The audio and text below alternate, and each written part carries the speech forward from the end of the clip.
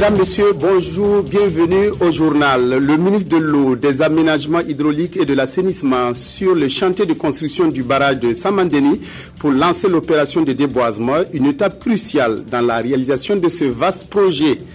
La violence de nouveaux rendez-vous des élections au Kenya, le scrutin ouvert ce matin a été marqué par des affrontements dans lesquels 12 personnes ont perdu la vie, une situation que redoutaient de nombreux observateurs. Mais tout d'abord, le Premier ministre bénin Luc Adolphe Thiaw a reçu ce matin en audience le nouvel ambassadeur du Royaume de Danemark au Burkina. Le diplomate danois multiplie les rencontres de prise de contact avec les autorités burkinabè après sa nomination pour réaffirmer l'engagement de son pays à renforcer la coopération avec notre pays. Il s'exprime au micro de Adama Koulibaly. Ça a été ma première rencontre avec le Premier ministre et nous avons discuté la coopération entre le Danemark et le Burkina Faso. Nous avons une coopération très bonne et j'espère que nous pouvons le développer. Jusqu'à maintenant, nous avons eu un programme de l'aide officielle de l'aide de coopération. Mais je pense que nous pouvons aussi développer les relations commerciales et peut-être d'investissement. Nous avons 4 domaines de coopération. Le premier, c'est notre appui budgétaire général.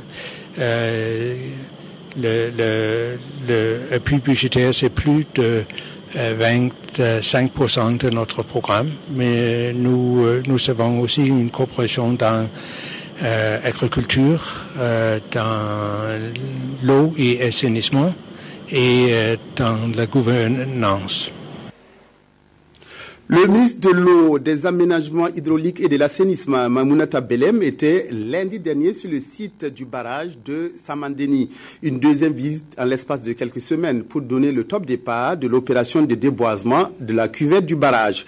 Il s'agit d'assurer au barrage en construction les qualités requises en la matière. Reportage à Adi Sandamba.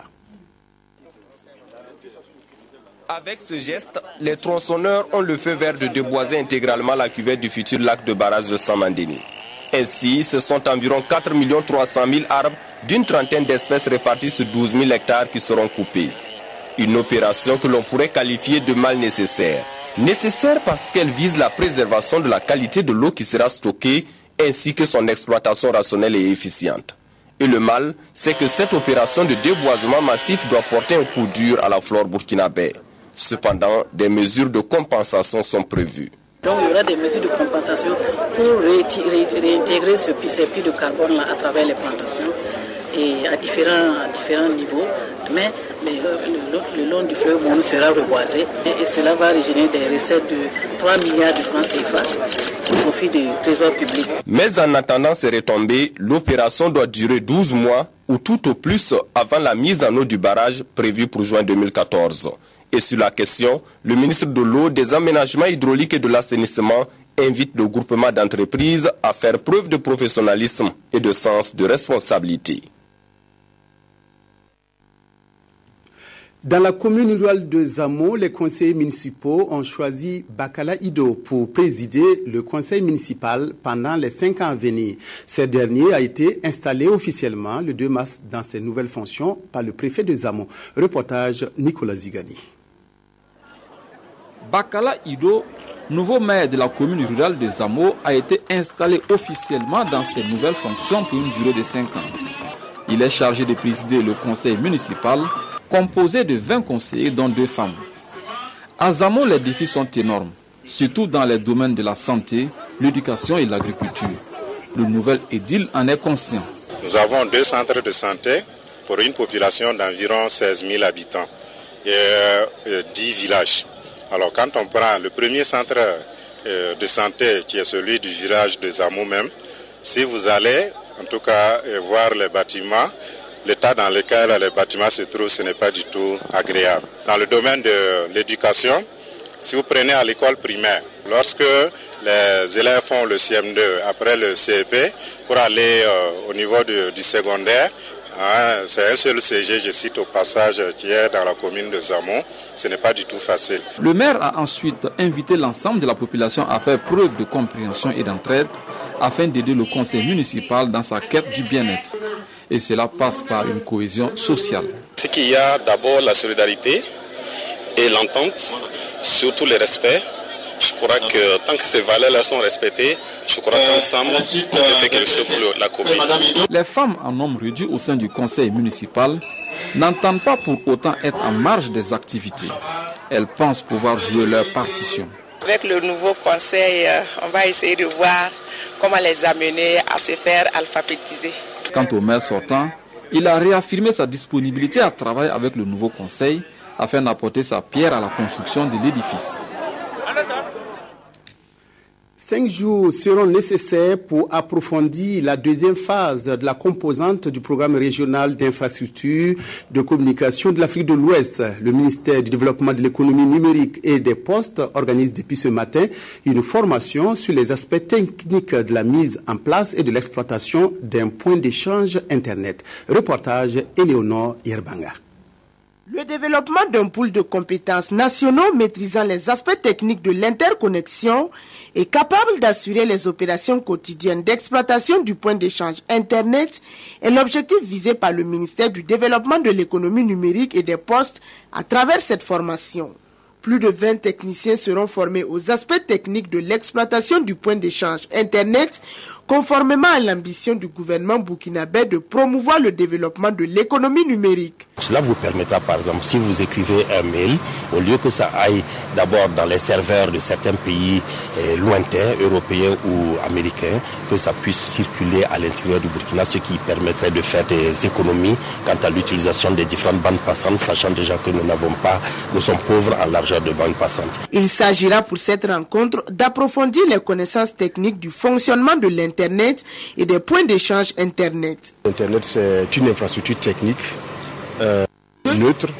Et c'est un endroit où les fournisseurs d'accès Internet vont pouvoir s'interconnecter pour échanger du trafic, pour que le trafic local reste donc dans notre territoire plutôt que d'aller passer par des réseaux des territoires étrangers avant de le venir si les gens ne sont pas connectés physiquement dans notre territoire. Il sera meublé de plusieurs labos qui vont permettre aux participants d'approfondir leurs connaissances en termes de configuration de routeurs, de configuration de leur réseau et la mise en place d'un point d'échange entre plusieurs opérateurs de télécommunications pour échanger les données. Il vise la coopération entre ces différents opérateurs, mais aussi l'amélioration de la qualité de l'Internet dans la sous-région et surtout en Afrique. Cette rencontre est également le lieu pour les initiateurs de prendre connaissance de l'apport des pays côtiers dans la mise en œuvre des points d'échange Internet à travers l'utilisation de la fibre optique. HEC Paris et HEC Club de Ouagadougou ont décerné hier des distinctions à des personnalités qui ont pris part avec succès à leur session de formation. Il s'agissait de contribuer à l'encadrement des entreprises burkinabées par le renforcement des capacités managériales de leurs dirigeants. Reportage Drissa Seri. HEC Paris est une école de la Chambre de commerce de Paris créée en 1983 avec pour vocation de former les cadres et les dirigeants d'entreprises par l'intermédiaire des grandes écoles de formation en MBA et en Executive Education. En partenariat avec cette école, le club HEC Ouaga distingue aujourd'hui 7 personnalités en leur décernant des certificats. Ils ont fait montre d'assiduité aux sessions 2010, 2011, 2012. Et cette reconnaissance représente pour moi, si vous voulez, une invite à plus d'engagement et surtout plus de performance au niveau du management au niveau de mon entreprise. Donc cela suppose que désormais il faudrait que je m'appuie sur les acquis, les acquis que j'ai obtenus au cours de ces différentes sessions pour mieux diriger mon entreprise. Tous ceux qui ont eu un certificat ce soir, c'est qu'ils ont bien suivi, ils ont rendu leurs travaux en temps et heure et on a là des gens excessivement de très bonne qualité. Certains d'ailleurs sont amenés à suivre d'autres parcours de formation, pouvant les amener à des formations certifiantes. On voit des formations diplômantes. HEC regroupe les entrepreneurs qui viennent de différents horizons, chacun capitalisant de bonnes pratiques. Ce cadre d'échange de bonnes pratiques permet à chacun d'améliorer, de renforcer la compétitivité de son entreprise, de renforcer ses performances et à partir de là, de créer des richesses et des emplois. Nous voulons donner un signal que c'est à travers l'ensemble des outils qui sont en place, des mécanismes qui sont en place, la maison de l'entreprise, la chambre de commerce, qu'il y a un accompagnement que le gouvernement met en place pour les chefs d'entreprise, pour les promoteurs, et que l'appel que je lance aujourd'hui, c'est que tous ceux qui ont des idées projets, il ne faut pas qu'ils se découragent, il faut qu'ils sachent que avec le dispositif aujourd'hui, l'État va les accompagner. Pour cette session, on a salué la performance des 7 membres qui ont réalisé l'exploit de cumuler 3 certificats successifs. Ce couronnement ouvre la voie à l'organisation de la prochaine session qui verra la participation d'une 50aine de chefs d'entreprise. Le prix Graines de Baobab Alliance francophone Wamdé a été remis officiellement hier à Ouagadougou. C'est Zalissa Zoungrana qui a gravé son nom sur le trophée 2013 avec son film intitulé Zamana. Elle empoche ainsi 2 millions de francs CFA. Frédéric Etienne Bassinga.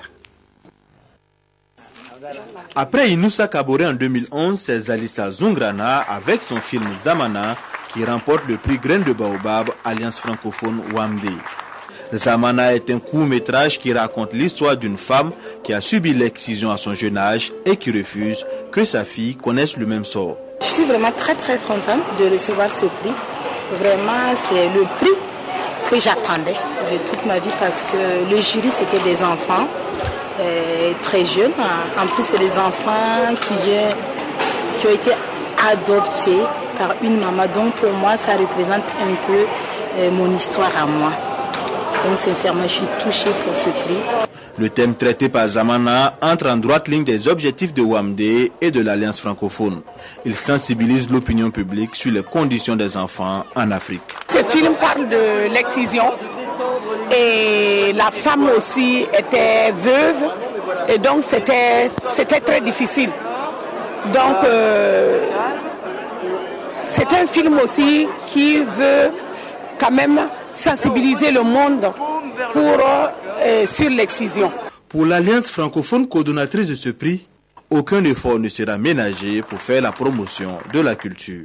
L'Alliance francophone s'est engagée depuis maintenant plus de 20 ans à défendre toutes les cultures du monde et toutes les diversités culturelles possibles et imaginables. Nous sommes implantés dans 108 pays, très implantés ici également bien entendu. Et notre volonté est justement de promouvoir tous ceux qui ont besoin de promotion dans le domaine culturel. Donc nous sommes là pour soutenir par fidélité mais aussi par volonté de voir la culture burkinabé être diffusée et mieux comprise à travers le monde. Zalissa Zoungrana, elle n'entend pas s'arrêter là. Avec ses 2 millions reçus, elle compte continuer dans la production dans l'espérance d'avoir d'autres distinctions. L'orchestre de l'université de Koudougou a reçu un coup de pouce du Centre national des heures universitaires. Du matériel flambant neuf a été remis à l'orchestre pour des prestations de belles factures. La cérémonie de remise a eu lieu jeudi dernier à Koudougou. Reportage Yolande Lompo.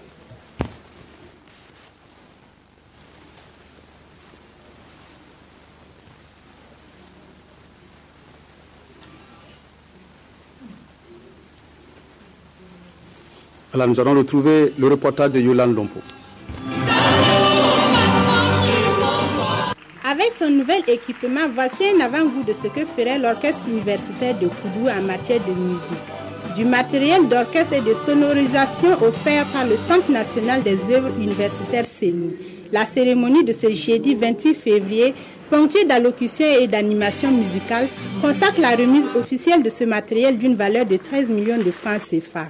Un geste apprécié des bénéficiaires. C'est une joie pour nous, comme je l'ai dit dans mon intervention, de recevoir le matériel d'orchestre et de sonorisation pour l'université de Koudougou, quelque chose qui avait été prévu depuis 2009, qui était une réalité depuis 2010-2011. Nous pensons qu'aujourd'hui, c'est une joie pour les étudiants et les étudiantes et pour le personnel du CROUC comme des autorités de l'université de pouvoir disposer enfin de ce matériel. On est très content d'avoir reçu ce matériel de la part du CENI qui vient renforcer nos talents artistiques. La remise de ce matériel de musique intervient après celle de Ouagadougou et de Bobo du Lasso.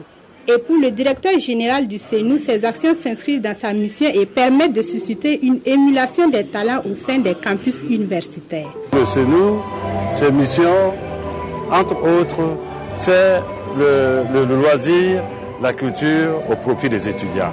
C'est en cela que nous pensons que les étudiants ont des talents, qu'ils ont besoin de les exprimer, et il appartient au CENU de pouvoir offrir aux étudiants ce cadre-là, ces moyens pour pouvoir exprimer leur talent, ce qu'ils savent faire.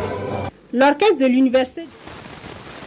Plus de 55 millions de francs dans l'escarcelle des heureux gagnants de la loterie nationale burkinabé. Hubert Ouedraogo a empoché cette randelette somme le 28 février dernier au cours d'une cérémonie qui n'est pas près d'oublier. Reportage Kadi Ouattara, Tanga Kafando. C'est un chèque de plus de 55 millions de francs CFA, fruit du 4+1 du vendredi 22 février 2013 de la loterie nationale du Burkina, l'ONABé.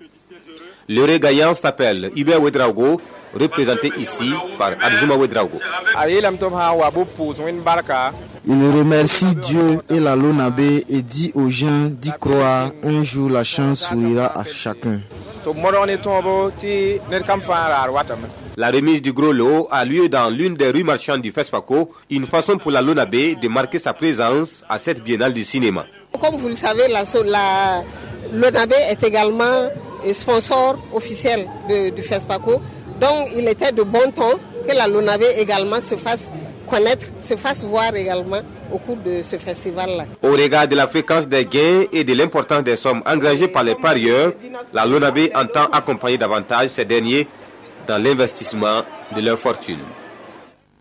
Le Burkina vient de perdre l'un de ses illustres fils, Paul Bouda, premier inspecteur de la jeunesse et des sports. Cet été à Ouagadougou a été inhumé hier à Manga dans le zone Ouéogo. Une foule nombreuse a rendu un dernier hommage à Paul Bouda. Reportage à Manga, Nyarkiteda. L'homme que les populations de Manga pleurent aujourd'hui est né le 1er janvier 1934 à Koussougou, dans le canton de Manga. Instituteur en 1955 à Zorgo, Paul Bouda obtient le premier diplôme d'inspecteur de jeunesse et des sports en Haute-Volta après de hautes études en France en passant par Dakar. Fils de Naba Boulga, celui-là même qui a œuvré à l'implantation de l'église catholique à Manga, la dépouille du septuagénaire a été reçue dans cette même église pour bénéficier des dernières prières et bénédictions. Pour l'occasion, l'abbé Désiré Bouda et les fidèles ont prié pour que repose en paix l'âme de celui-là qui était affectueusement appelé Papa Bouda. C'est sur ces prières que Paul Bouda a été conduit à sa dernière demeure en présence d'une foule immense de personnalités, parents, amis et connaissances venus lui témoigner leur affection. Ses 10 enfants et 14 petits-fils ainsi que l'arrière-petit-fils se souviennent et se souviendront toujours de ce qu'il a été pour eux. Papa, nous aimerons toujours très très fort que le Dieu que nous avons prié ensemble et continuons d'invoquer t'accorde la vie éternelle. Tu étais pour nous un modèle. Tu incarnais courage, paix, amour et joie de vivre. Tu étais si spécial à nos yeux. Le papy que tout le monde rêverait d'avoir. Tu étais notre papy à nous. Que dire sinon que tu vas vraiment nous manquer? Ses loyaux services rendus et son sens de l'humanisme resteront gravés à jamais dans la mémoire de plus d'un homme. Papa Paul Bouda était sensible à la cause de tous les fils et filles de Manga. Tous ceux qui sont passés par lui ont eu des réconforts, même s'il n'y a pas eu de solution. Parce que l'homme n'a pas de solution à tout. Rien que samedi, nous avons eu des témoignages dans un quartier où il a contribué énormément à la construction d'une chapelle. Membre fondateur du Conseil supérieur des sports en Afrique, il a été champion académie de Caen, Calvados en 1967 en saut en hauteur et lancé de javelot. Il est ceinture noire judo Kawashi. Paul Bouda est titulaire de la médaille d'honneur du Conseil supérieur des sports en Afrique, chevalier de l'ordre national et officier de l'ordre national de Haute-Volta. Il repose désormais au secteur 3 de Manga. Les Kenyans se rendent depuis ce matin aux urnes dans le cadre d'élections générales, des élections sous haute tension, car plusieurs personnes, dont des policiers, ont été tuées par balle dans des attaques séparées à Mombasa, deuxième ville du pays. Fin de cette édition. Merci à toutes et à tous de l'avoir suivi. Excellente après-midi en compagnie de la RTB.